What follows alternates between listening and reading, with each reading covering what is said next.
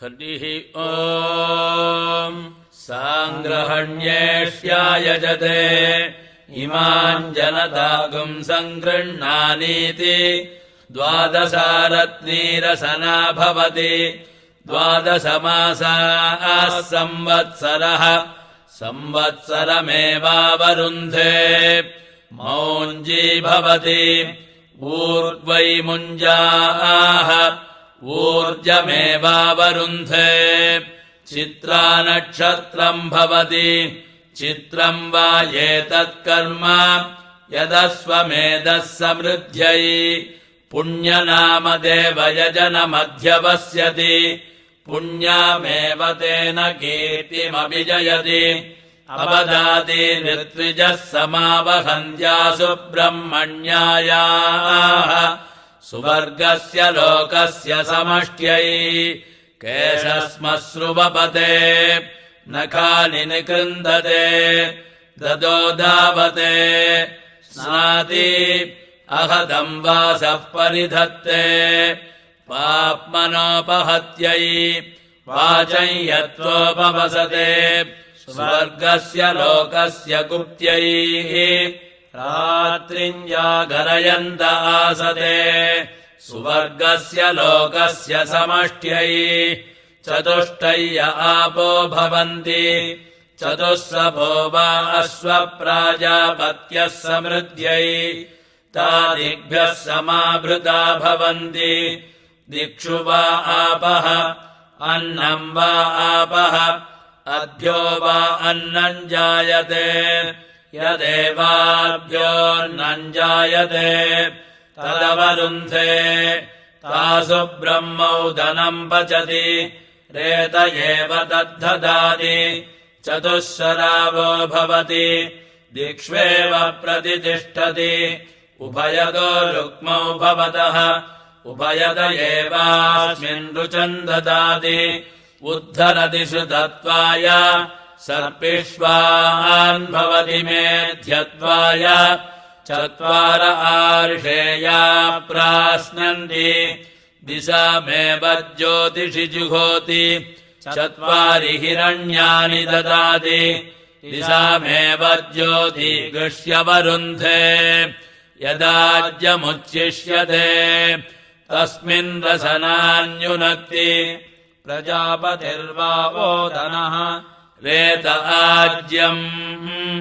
यदाज्ये रसनान्युनक्ति प्रजापतिमेव रेतसा समर्थयति दर्भमयी रसना भवति बहुवा एष गुचरो मेध्यमुपगच्छति यदश्वः पवित्रम् वै दर्भाः यद्दर्भमयी रसना भवति पुनात्येवैनम्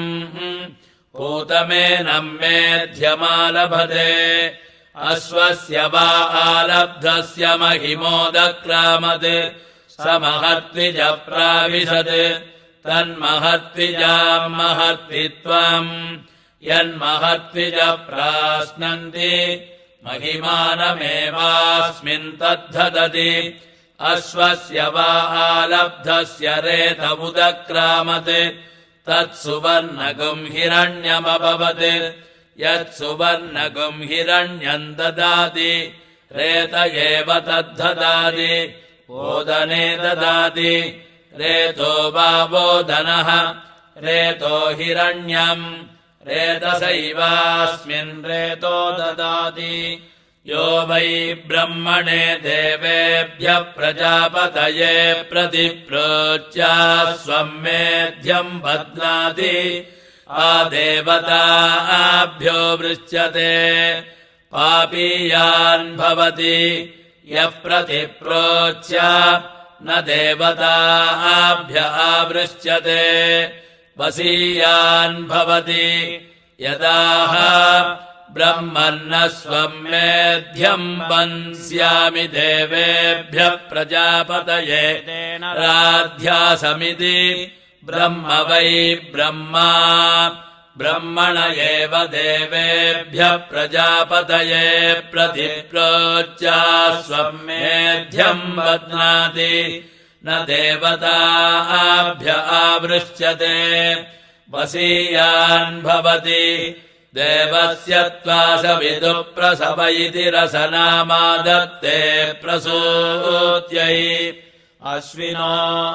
बाहुभ्यामित्याह अश्विनौ हि देवानामध्वर्यो आस्ता पूष्णो हस्ताभ्यामित्याहयत्यै वृद्धम् वा एतद्यज्ञस्य यदयजुष्केण क्रियते इमामगृह्णन्नसनामृतस्येत्यदि वदति यजुष्कृत्यै यज्ञस्य समृद्ध्यै तदाहुः द्वादशारत्नीरसना कर्तव्या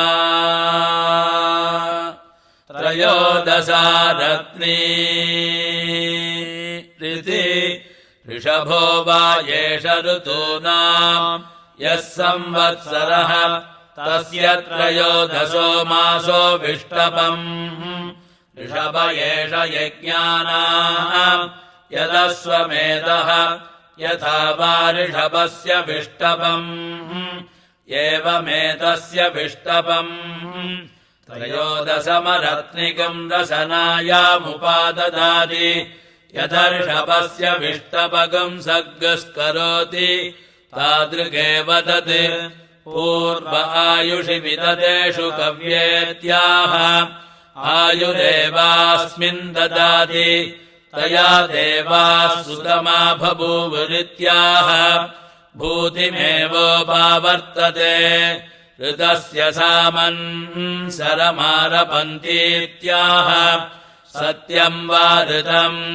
सत्येनैवैनमृतेनारभते अभिधा असीत्याह तस्मादश्वमेधयाजी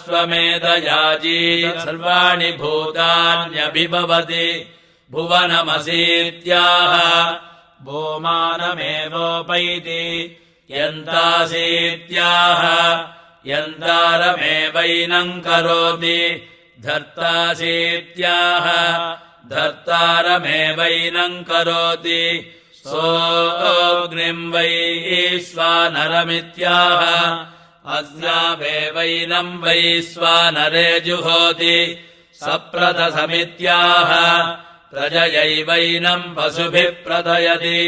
स्वाहाकृत इत्याह होम एवास्यैषः पृथिव्यामित्याह अस्यामेवैनम् प्रतिष्ठापयति यन्ताराड्यन्तासि यमनो धर्तासि तरुण इत्याह रूपमेवास्यैतन्महिमानम् व्याचष्टे कृष्यैत्वा क्षेमायत्वा रय्यैत्वा पोषायत्वेत्याह आशिषमेवैतामासास्ते स्वगात्वा देवेभ्य इत्याह देवेभ्य एवैनग्यः स्वगा करोति स्वाहा प्रजापतय इत्याह प्राजापत्यो वा अश्वः यस्या एव देवताया आलभ्यते तयैवैनगम् समर्थयति यः पितुरनुजायाः पुत्रः स पुरस्तान्नयति यो मातुरनुजायाः पुत्रः स पश्चान्नयति विश्वञ्जमेवास्मात् पाप्मानम् विबृहदः यो अर्वन्धम् जिगागुम् सदितमभ्यमीति वरुण इति स्वानम् चतुरक्षम् प्रसौति परो मर्दः परस्वेति सुनश्चतुरक्षस्य प्रहन्ति स्वेव वै पाप्मा भ्रातृव्यः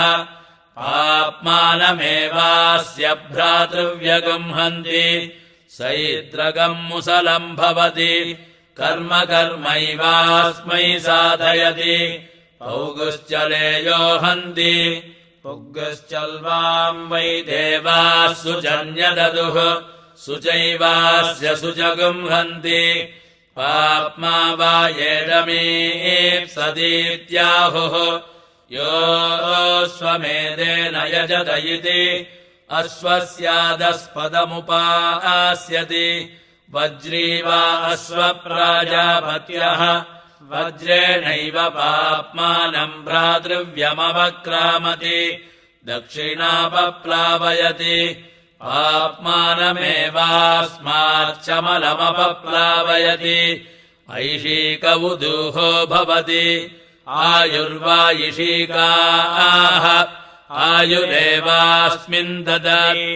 अमृतम् वायिषीकाः अमृतमेवास्मिन् ददति वेतससागोपसम्बद्धा भवति अप्सुयो निर्वा अश्वः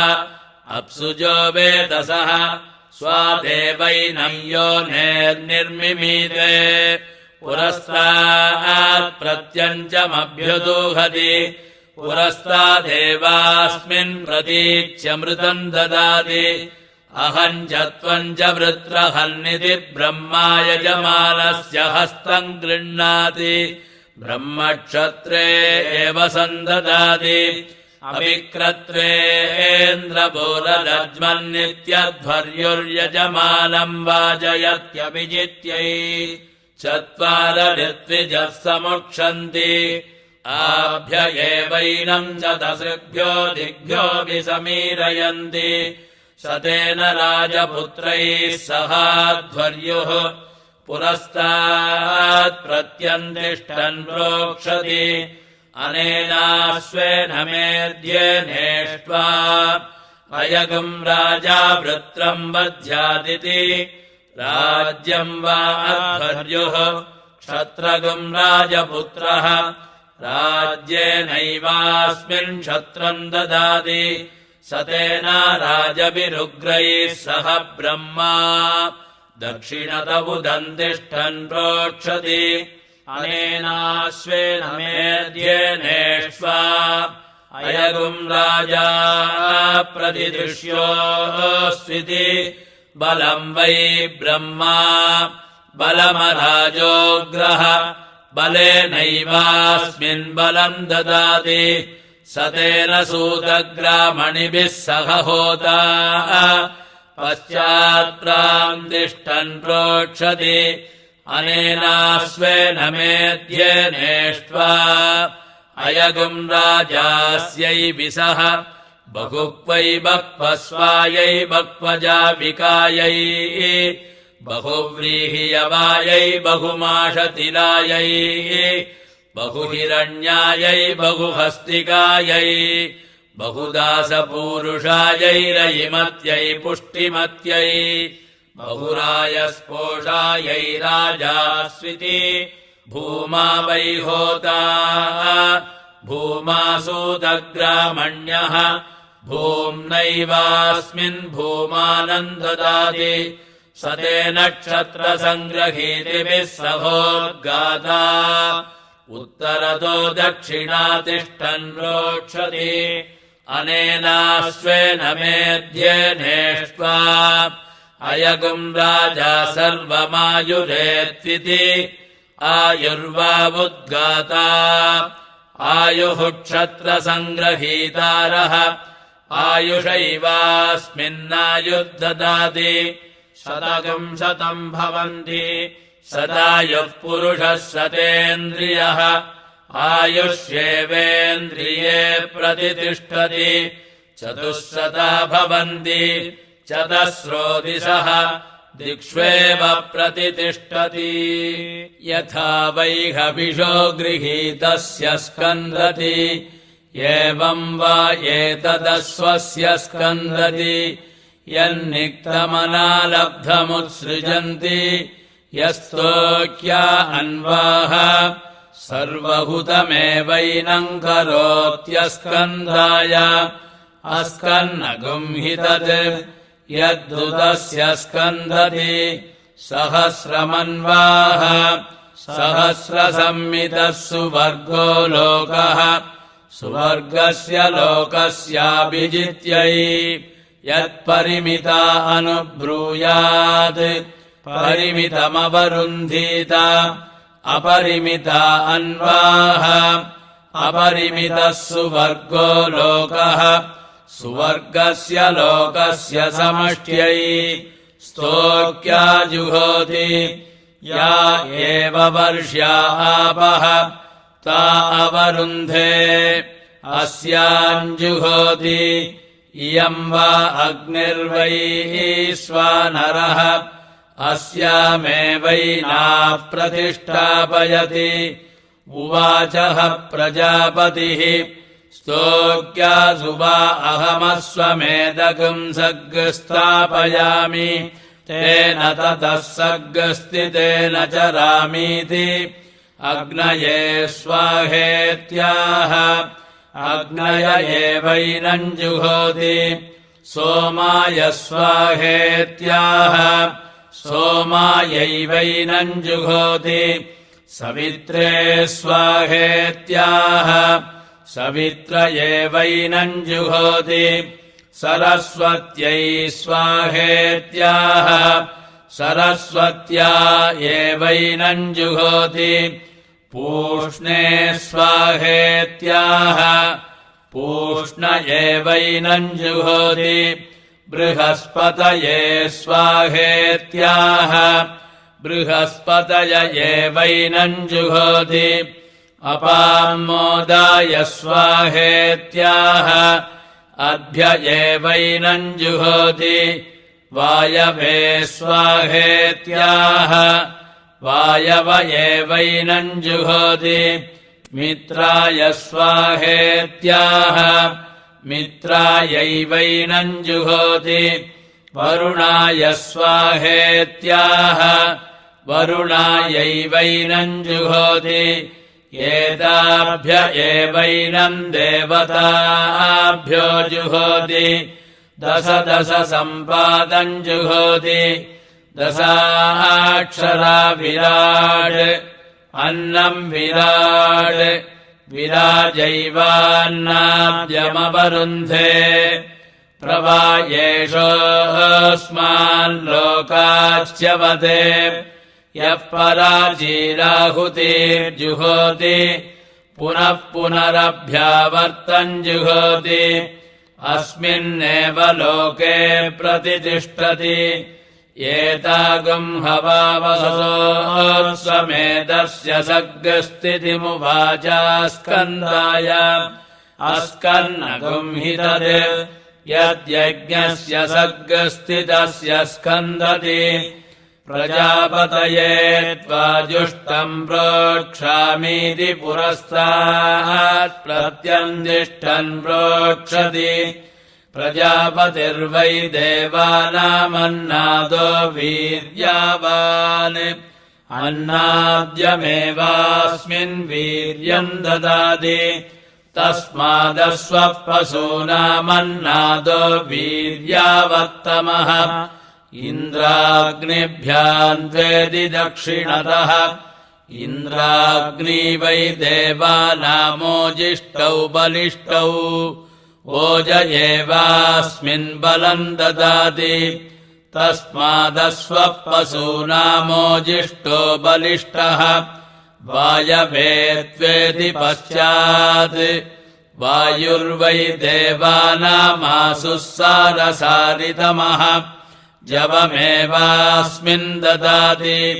तस्मादश्वः पशूनामासुः सारसारितमः विश्वेभ्यः स्वादेवेभ्य इत्युत्तरतः विश्वे वै देवा देवानाम् यशस्वितमाः यश एवास्मिन् ददाति तस्मादश्वः पशूनाम् यशस्वितमः देवेभ्यस्त्वेत्यधस्तात् देवा वै देवानामपचिततमाः अपचितिमेवास्मिन् ददाति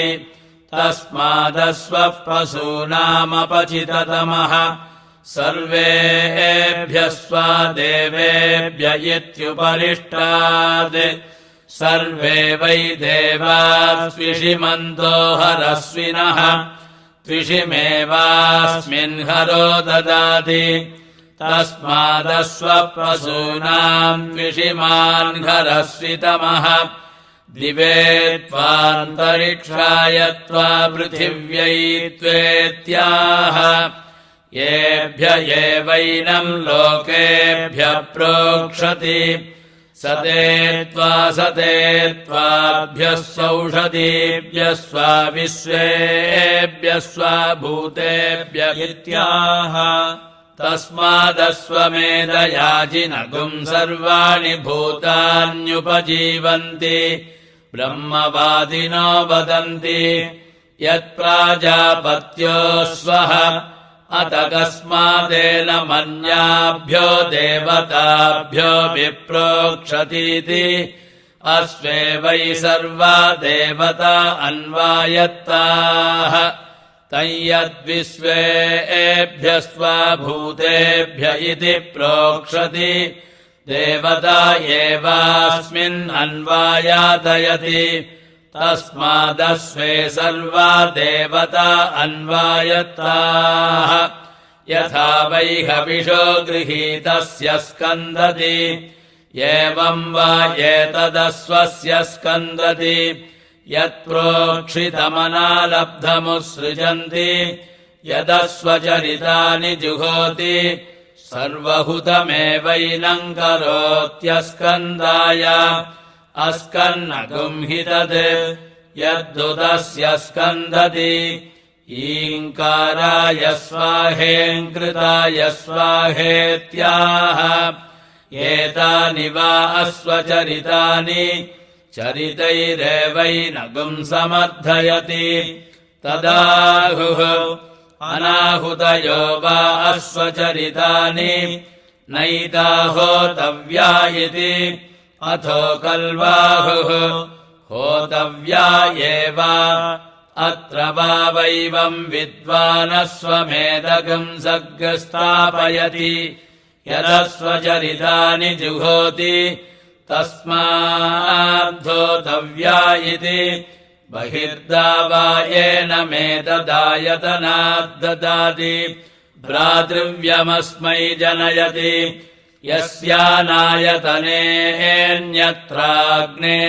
यस्यानायतनेऽन्यत्राग्नेराहुतिर्जुहोति सावित्र्या इष्ट्याः पुरस्तात् स्विष्टकृतः आहवनीये स्वचरितानि जुहोति आयतन एवास्याहुतिर्जुहोति नास्मै भ्रातृव्यञ्जनयति तदाहुः यज्ञमुखे होतव्याः यज्ञस्य क्लृप्त्यै सुवर्गस्य लोकस्यानुख्याध्यायिति अथो कल्वाहुः यज्ञमुखे जुहुयात् पशुभिर्यजमानम् व्यर्थयेत् अवसुवर्गाल्लोकात्पद्येत पापीयान् स्यादिति सहृदेव होतव्याः न यजमानम् पशुभिर्व्यर्थयति अभिसुवर्गम् लोकम् जयति न पापीयान् भवति 48 जुहोति 48 जगति त्यागतो स्वप्राजापत्यः समृद्ध्यै एकमतिरिक्तम् जुहोति तस्मादेकः प्रजास्वर्धुकः विभोर्मात्रा प्रभोः पित्रेत्याह इयम् वै माता असौ पिता आभ्यामेवैनम् परिददाति अश्वोऽसि हयोऽसीत्याह सास्त्यैवैनमेतत् तस्माच्छिष्टा प्रजा जायन्ते अत्योऽसीत्याह तस्मादस्वः सर्वान् वसूनत्येति तस्मादस्वः सर्वेषाम् वसूनागश्रैष्ठ्यम् गच्छति प्रयसश्रैष्ठ्यमाप्नोति य एवम् वेद नरोऽस्यर्वासि सप्तिरसि वाज्यसीत्याह रूपमेवास्यैतन्महिमानम् व्याचष्टे ययुर्नामासीत्याह एतद्वा अश्वस्य प्रियन्नामधेयम् प्रियेणैवैनम् नामधेयेनाभिवदति तस्मादप्यामित्रौ सङ्गत्य नाम्ना चेद्वयेते मित्रमेव भवतः आदित्यानाम् वत्वान् विहीत्याह आदित्यानेवैनम् गमयति अग्नये स्वाहा स्वाहेन्द्राग्निभ्यामिति पूर्वहोमाञ्जुहोति पूर्व एव द्विषन्तम् भ्रातृव्यमतिक्रामति भूरसि भुवे त्वा भव्याय त्वा भविष्यते त्वेत्युत्सृजति सर्वत्वाय देवा आशापालायेतम् देवेभ्यो स्वम् मेधाय प्रोक्षितम् गोपायतेत्याह शतम् वैतल्प्या राजपुत्रा देवा आशापालाः तेभ्य एवैनम् परिददाति ईश्वरो वा अश्वप्रमुक्तः परावदम् गन्तो इह धृति स्वाहेह विधृति स्वाहेहरन्ति स्वाहेकरमति स्वाहेति चतुषुपत्सु जुहोति एता वा अश्वस्य बन्धनम् ताभिरेवैनम् बध्नाति तस्मादश्वप्रमुक्तो बन्धनमागच्छति तस्मादश्वप्रमुक्तो बन्धनम् न जहाति राष्ट्रम् वा अश्वमेधः राष्ट्रे खलु वा एते व्यायच्छन्ते ये स्वम् मेध्यगुम् रक्षन्ति तेषाम् य उदृजम् गच्छन्ति राष्ट्रादेवते राष्ट्रम् गच्छन्ति अथ य उदृजन्न गच्छन्ति राष्ट्रादेवते व्यवच्छिद्यन्ते परा वा एष शिष्यते यो बलोऽश्वमेधेन यजते यदमित्रा अश्वम् विन्देरन् हन्येतास्य यज्ञः चतुश्शता रक्षन्ति यज्ञस्याघाताय अथान्यमानीय प्रोक्षेय